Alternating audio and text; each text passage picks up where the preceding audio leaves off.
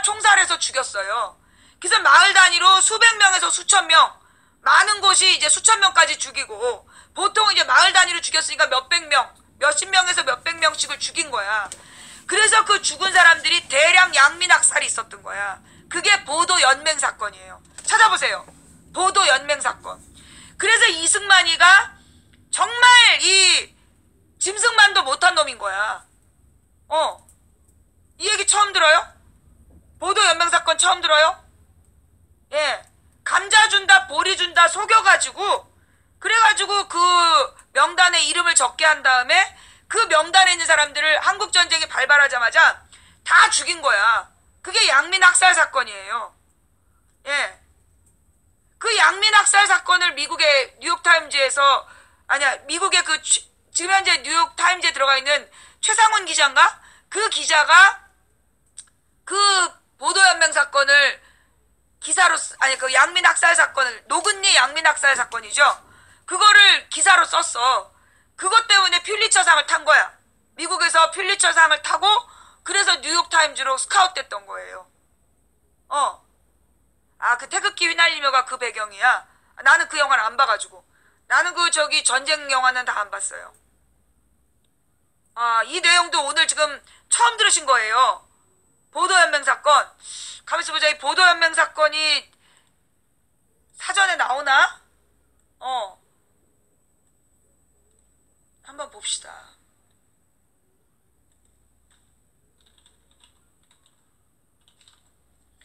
자, 보도연맹 사건 이렇게 검색을 해보면 쭉 나와요. 이게 뭐냐면 각 지역에서 이렇게 죽인 사람들이야. 예. 각 지역에서 보도연맹으로 이 죽인 사람들에 대한 기록이야.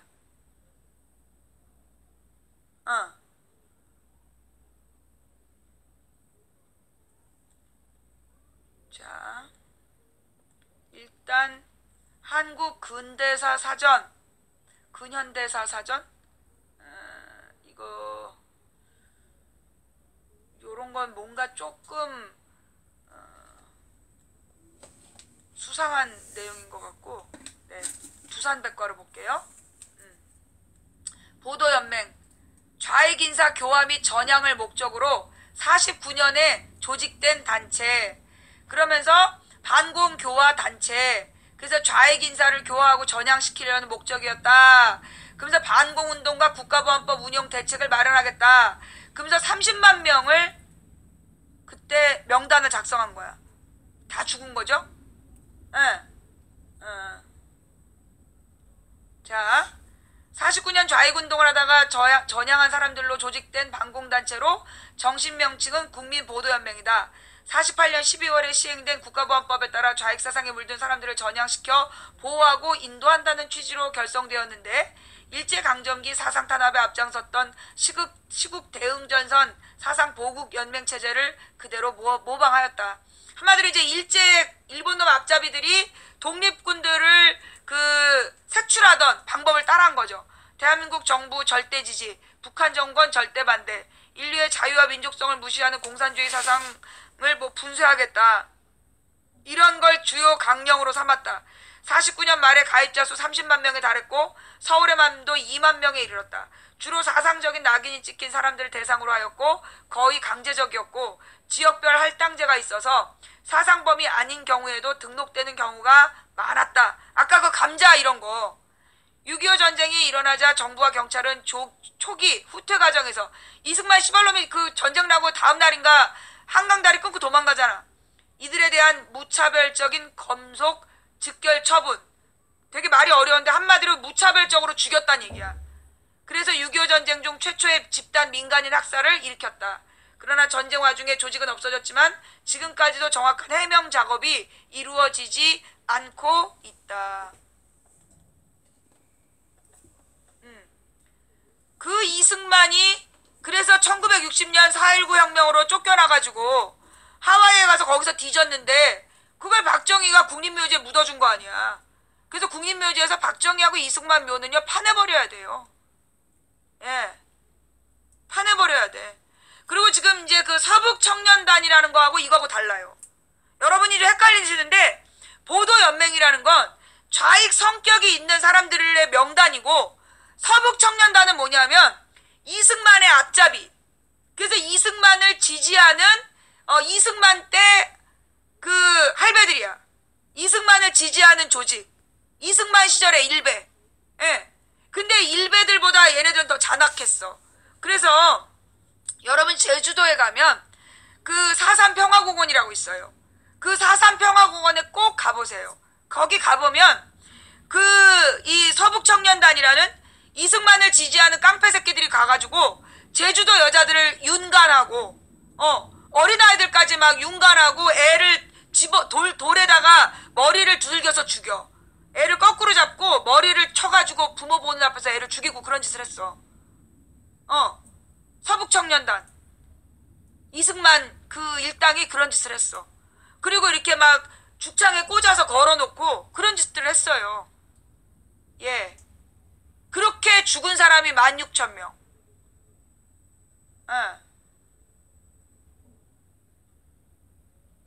그게 서북청년단이야. 그 서북청년단이 그 다음에 뭘 했냐 하면, 예, 윤간이라는 게 뭐냐면 집단 성폭행. 예, 집단 성폭행. 그래갖고 막 시집갈 날짜를 잡아놓은 그 아가씨를 그냥 강간해버리고, 막 그런 짓들을 막 이루 말로 다 할 수 없는, 완전히 진짜 잔인무도한 일본 놈 앞잡이들이 했던 짓을 제주도에 가서 했어요. 예. 그거 찾아보세요. 가서 꼭, 그래서 꼭 거기 가보셔야 돼. 거기 가서 꼭 동영상 보셔야 되고, 그, 체험관이 있어요. 예, 쭉 그 기록관. 거기를 한번 꼭 가보셔야 돼. 예.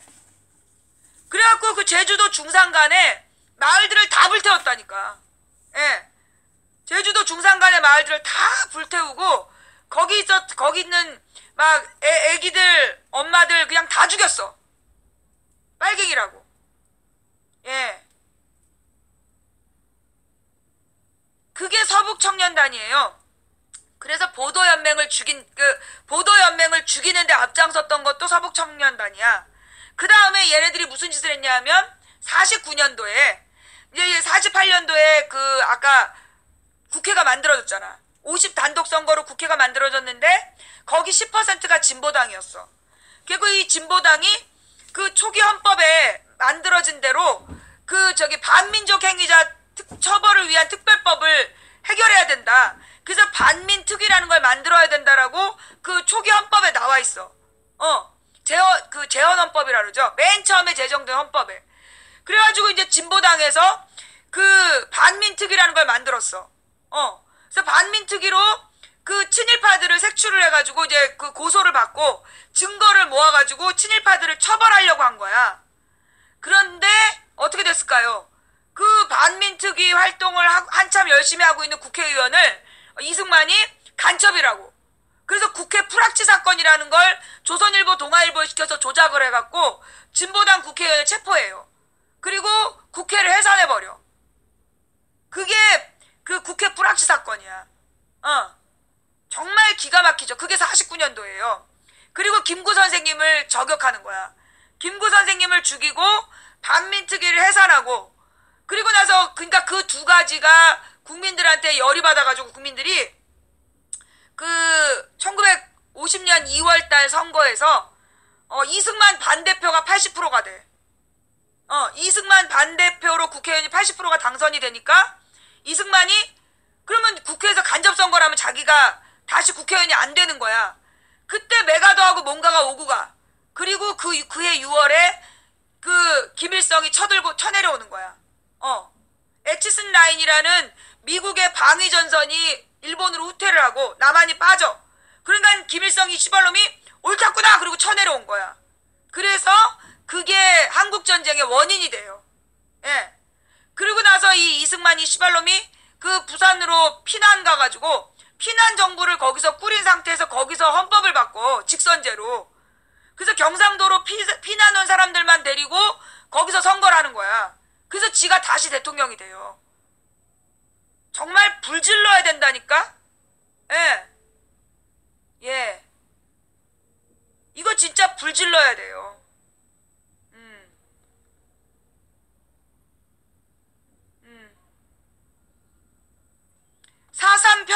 망치부인 4.3 평화공원 이거 찾아서 친구한테 보여주세요. 뭐라 그러나 한국전쟁의 원인은요, 정확하게 얘기하면 이승만과 미국이 에치슨 라인을 후퇴시킨 게 김일성의 남침을 유도한 거죠. 예. 그래서 나오는 게 남침 유도설이야. 예. 망치 미친년 미국 간에 군대 가서 문외인 듯 이게 무람. 잠깐만요. 이거 올릴게요. 이거 캡처 좀 해주세요. 예, 요거 이게 무람 요거 캡처해 주세요. 네. 자, 이게 무람아. 미음 치읓 니은이 무슨 뜻인지 설명해 봐봐. 네가 법정에서 뭐라고 설명할래? 내가 너 고소할 건데. 나더러 문외다. 자, 지금 해명이 없어. 알았어. 자, 너 법정에서 만나. 그리고 그 네이버에 찾아봐. 망치부인한테 고소당했어요. 수두룩 빽빽할 거야. 내가 3,000명 고소했거든. 네. 자, 이 아줌마 왜 이래? 누구 어떤 아줌마? 니네 엄마? 니네 엄마 얘기를 왜 여기서 해? 네. 자, 자, 그래서요, 이 한국전쟁의 기원이라는, 미국의 시카고 대학의, 예, 미국의 시카고 대학의 교수, 학장이었던 브루스 커밍스라는 교수가 있어요. 브루스 커밍스라는 교수가 한국전쟁의 기원에 보면 이 내용을 자세히 설명한 거예요. 미국인 교수가 한국전쟁의 기원을 연구해서 이 사람이 이제 책으로 쓴 게 제목이 한국전쟁의 기원이야. 예. 그래서 이 한국전쟁의 기원을 뭐라고 얘기하냐면 결국 미국의 에치슨 라인 후퇴가 김일성의 침략 야욕을 자극했고 그래서 남침을 유도하게 남침을 결과짓게 되었다. 남침이라는 그 결과를 가져온 건 미국의 에치슨 라인의 후퇴였고 그리고 그 에치슨 라인의 후퇴를 주도했던 게 이승만과 메가더였다. 그거를 결과적으로는 유도한 꼴이 됐다. 예. 그게 이제 한국전쟁의 기원이라는 거에 나오고요. 그러면 한국전쟁이 북침이냐 남침이냐 얘기로 또 넘어가게 되죠. 그러면서 옛날에 2008년에 그 무식한 DC 애들이 이정희가 빨갱이라고 한국전쟁이 남침이라 그랬다고 막 욕을 해놨었어요. 예. 근데 한국전쟁은 남침이 맞아요. 김일성이 남쪽으로 침략해 왔기 때문에 남침이라고 해야 되는 거야. 근데 북침이라고 그때 지랄들을 하고 있었어. 그래서 내가 2008년 9년 2년 동안 내가 똥침설을 가르친 거야. 얘들아, 그 똥침은 누가 당한 거니? 똥코요. 거봐. 그래서 우리가 남쪽으로 침략을 당한 거라 남침이 이렇게 맞는 거야. 진짜 그러네? 이래갖고 애들이랑 막 난리가 난 거야. 그래서 그게 방송으로 나와. 남침이라고. 북침이 아니라 남침이라는 게 방송으로 2009년인가 10년에 나왔어요. 그때까지 애들이 북침 남침을 헷갈려 했다니까. 김일성이 그 남쪽으로 침략해 왔기 때문에 남침은 맞아요. 그런데 이게 이 한국전쟁이 되게 웃기는 게 뭐냐면 우리는 6월 25일 새벽 4시에 한 번 일어난 걸로 알잖아. 아니었다는 거야. 그 당시에 그해 6월 달에 이미 여러 차례 서로 국경선을, 그러니까 그 휴전선을 38선이죠. 38선을 침범하는 무력 충돌이 있었다는 거야. 자, 그럼 여러분들이 또 모르는 게 있어. 38선하고 휴전선이 같을까요? 다를까요? 많은 분들이 이걸 또 몰라. 38선하고 휴전선이 같을까요? 다를까요? 달라요. 예. 38선이 뭐냐 하면, 아니, 뭐가 한쪽으로 치우쳐. 근현대사 교과서에 나오는 내용인데, 꺼져. 예?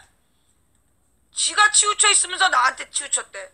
38선은 뭐냐면, 북위 38도선, 예.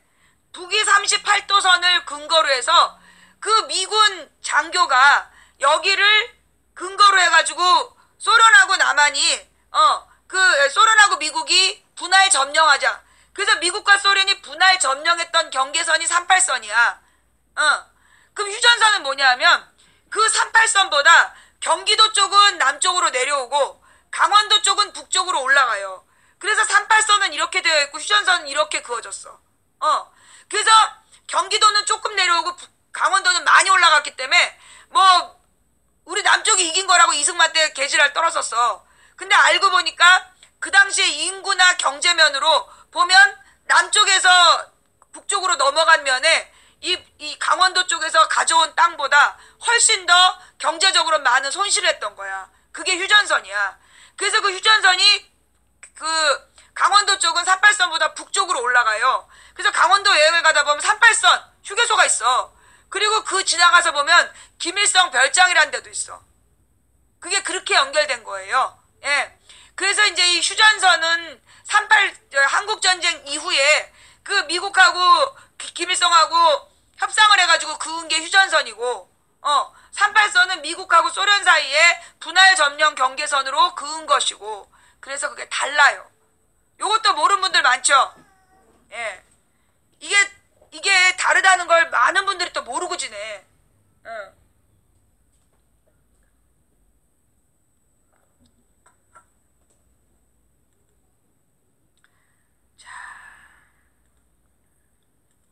저런 개소리를 북한에서 우리가 김대중 노무현 때 평화적으로 길들이니까 말 잘 들었잖아. 뭘 평화적으로 안 돼. 니 태어나기 전에 아니 니가 기저귀 차고 있을 때 이미 노태우, 김영삼, 김대중, 노무현 20년 동안 북한을 설득하기 위해서 평화적인 노력을 했고 그때 말 들었어. 근데 이명박 박근혜가 개지랄 연병을 떨면서 남북 간의 모든 평화 노력을 수포로 돌려놔서 지금 저 지랄을 한 거지.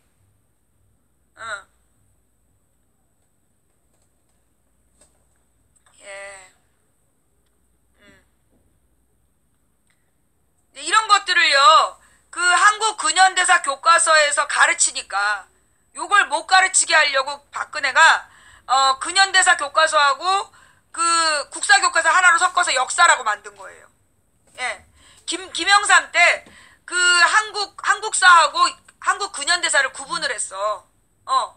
그래서 김영삼 때 이제 한국사는 저 고대부터 한국 근현대사까지가 다 들어가 있는 책인데 한국 근현대사는 그 1860년부터 이 최근 현대사까지를 그 따로 가르치는 책이었어요.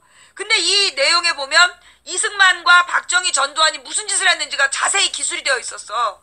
그러니까 이것들이 그 책을 자기네들이 뉴라이트 교과서를 만들어가지고 그걸 대한교과서라고 뉴라이트 교과서를 가르치라고 막 강요를 한 거야. 근데 선생님들이 다 그걸 거절을 했어. 그러니까 해도 안 되니까 박근혜가 대통령이 되자마자 그 중에 그 뉴라이트 교과서 하나를 강요를 했어. 교학사 교과서를 막 쓰라고 했는데 안 쓴 거야, 사람들이. 그래서 이 박근혜가 국정교과서를 만든 거야.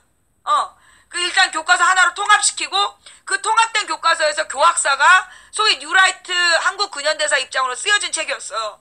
그래서 그 교학사 교과서를 막 강요했는데 선생님들이 교학사 빼고 뭐 미래엔 뭐 다른 교과서를 쓴 거야. 그러니까 아예 국정교과서를 하겠다. 그러면서 따로 만들었다가 탄핵당한 거야. 국정교과서 때문에 탄핵당한 게 아니라 그 당시에 이제 무슨 또 그때도 언론이 거짓말을 했어. 뭐라고 얘기를 했냐면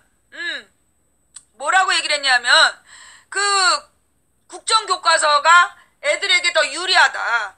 검정교과서는 애들이 8종 교과서를 다 공부해야 되는데 국정교과서를 공부하면 한 권만 공부하면 된다고 그런 소리를 교회의 권사 장로들을 시켰고 막 퍼뜨린 거야. 그래갖고 맨 처음에는 국정교과서가 더 이렇게 지지율이 높았어요. 근데 내가 거짓말하지 마라. 내가 옛날에 국정교과서 시절에 애들 가르쳤었다.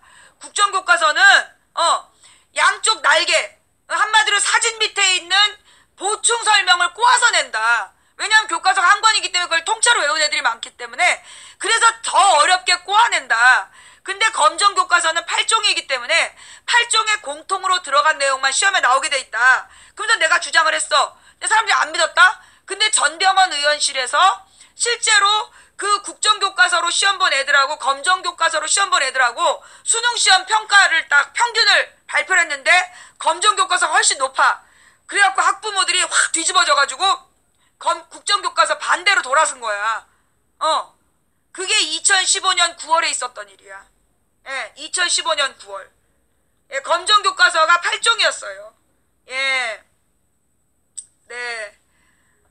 이런 내용들 다 몰랐던 분들이 많아요. 왜냐하면 여러분들이 그 최순실 사태 때문에 들어온 분들이라.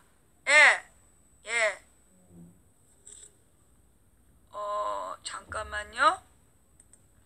여기 장애인님이라고 쓰네. 캡처 떠주시고요.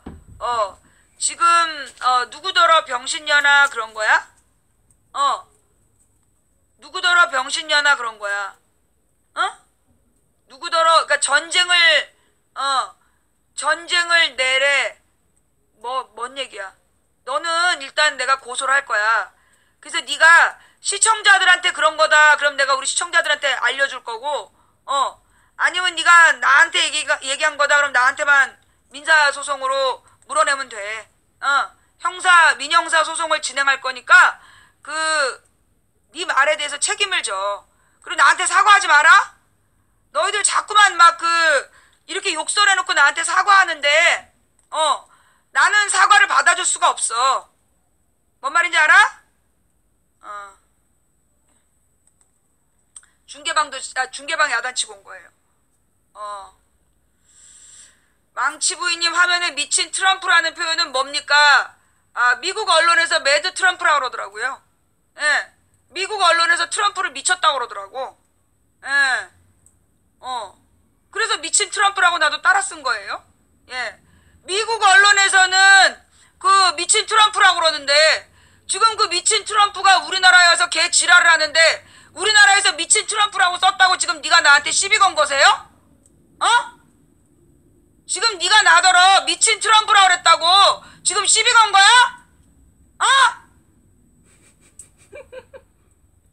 미국 언론에서도 그러는데 한국 언론이 그렇게 못할 이유가 뭐 있어? 지랄들이야. 너 트럼프야? 이 새끼 진짜 버르장머리 없이 꺼져, 이 새끼야! 네. 자,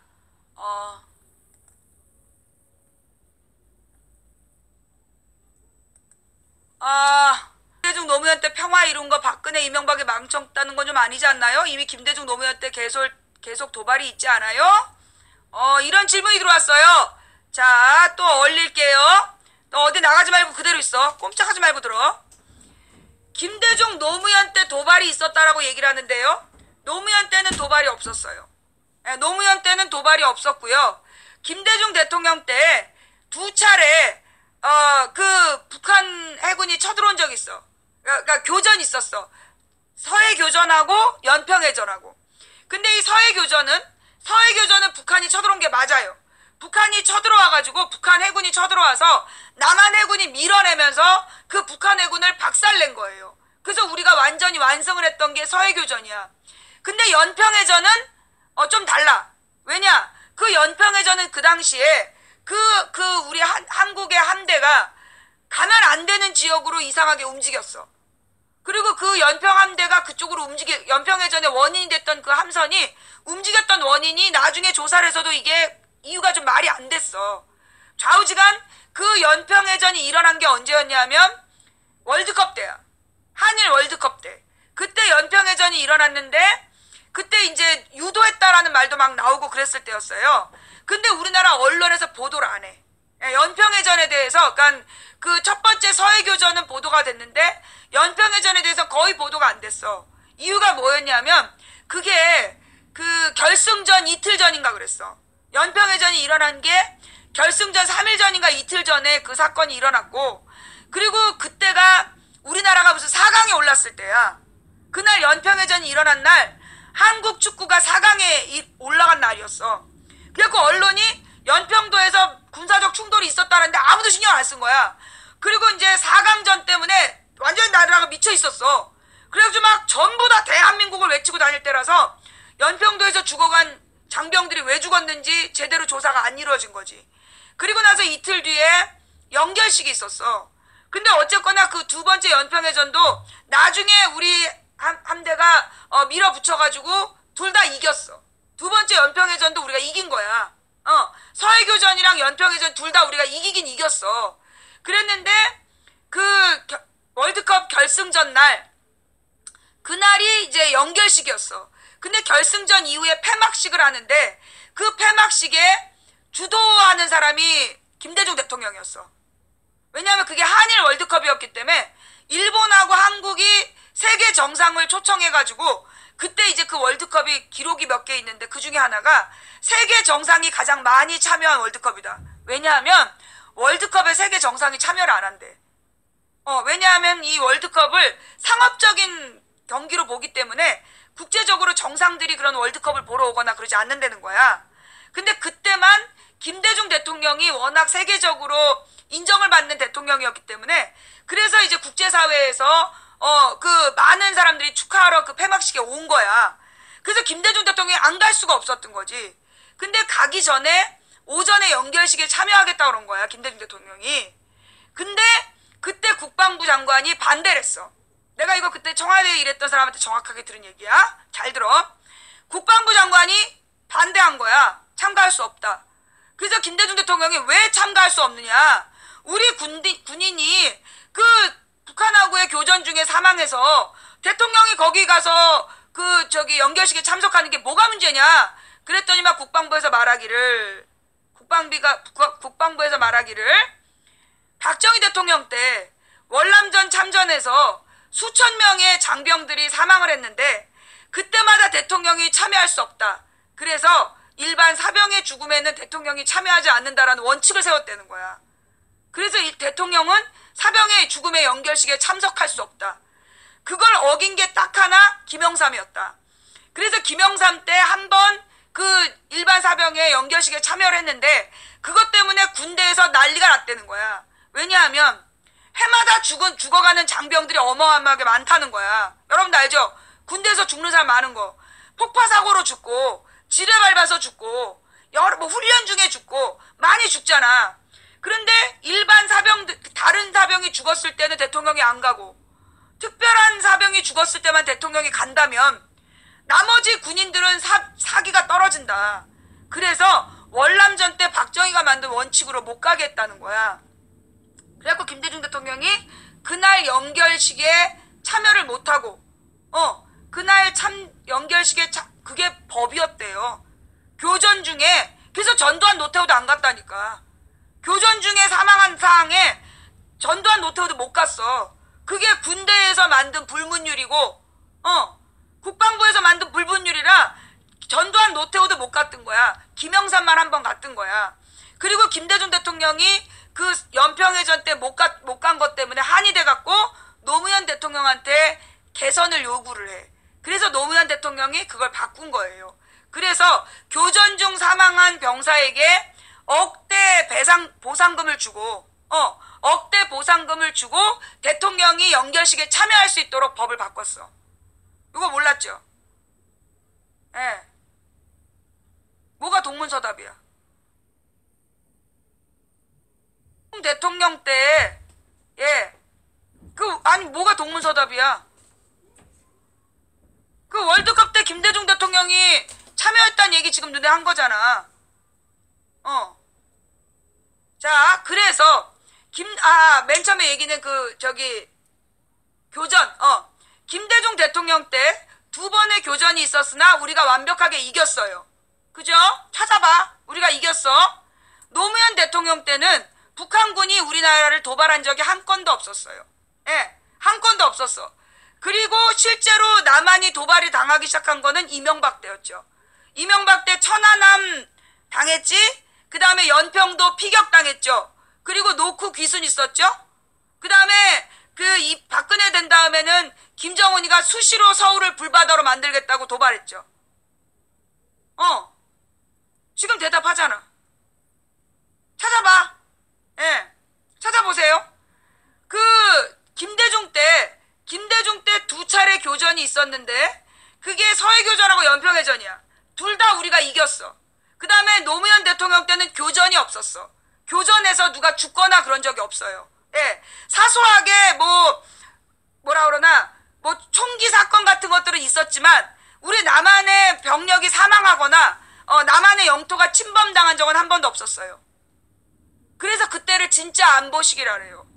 근데 이명박 때 어떻게 됐어요? 천안함으로 장병 40몇 명이 죽죠.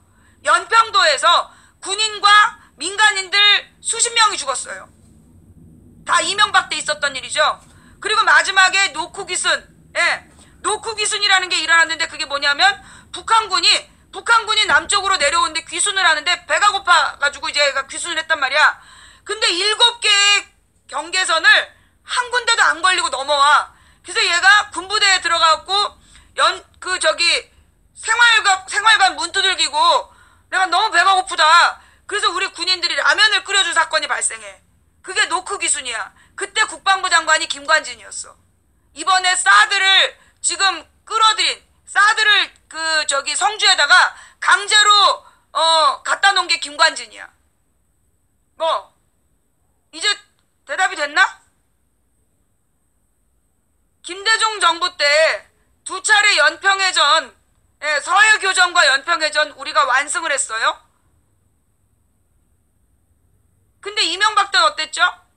서해교전, 천안함 완전히 당했죠? 그 다음에 연평해전 어땠어요? 연평도 피격사건. 그 연평도 피격사건에 대해서도 내가 잘 설명할게. 이게 또 중요한 얘기야. 연평도 피격사건. 자, 연평도 피격사건이 왜 일어났느냐 하면, 연평도 피격사건이 왜 일어났느냐 하면, 그 당시에 2010년 11월이었어. 2010년 11월에 무슨 사건이 발생해? 9월달부터야. 2010년 9월달에 어떤 사람이 내가 이명박한테 사찰당했다. 그러면서 민주당이랑 같이 기자회견을 해. 이 사람이 누구냐 하면 무슨 국민은행하고 연관되어 있는 그 컴퓨터 무슨 솔루션을 갖고 있었던 사람이야. 근데 이 사람이 자기 블로그에다가 광우병 관련해서 미국 유학생이 만든 동영상을 링크해놨어. 근데 그걸 빌미로 해갖고 이 사람을 국민은행에 그 솔루션을 납품했는데 그거를 납품을 끊어. 그 다음에 이 사람을 그때부터 괴롭히기 시작해서 한국에서 완전 쫄딱 망해. 그래서 이 사람이 2009년에 일본으로 도망을 갔대. 일본으로 가족을 데리고 피신을 했는데 거기까지 쫓아가갖고 괴롭힌 거야. 그래서 이 사람이 2009년부터 10년까지 계속 고통을 당하다가 2010년 9월 달에 한국으로 돌아와. 그래가지고 야당의 도움을 받아가지고 공개를 해버린 거야. 그래서 민간 사찰이 있었다는 사건이 터져. 그래가지고 이제 민간 사찰을 했고 그때 청와대에서 대포폰을 만들어서 민간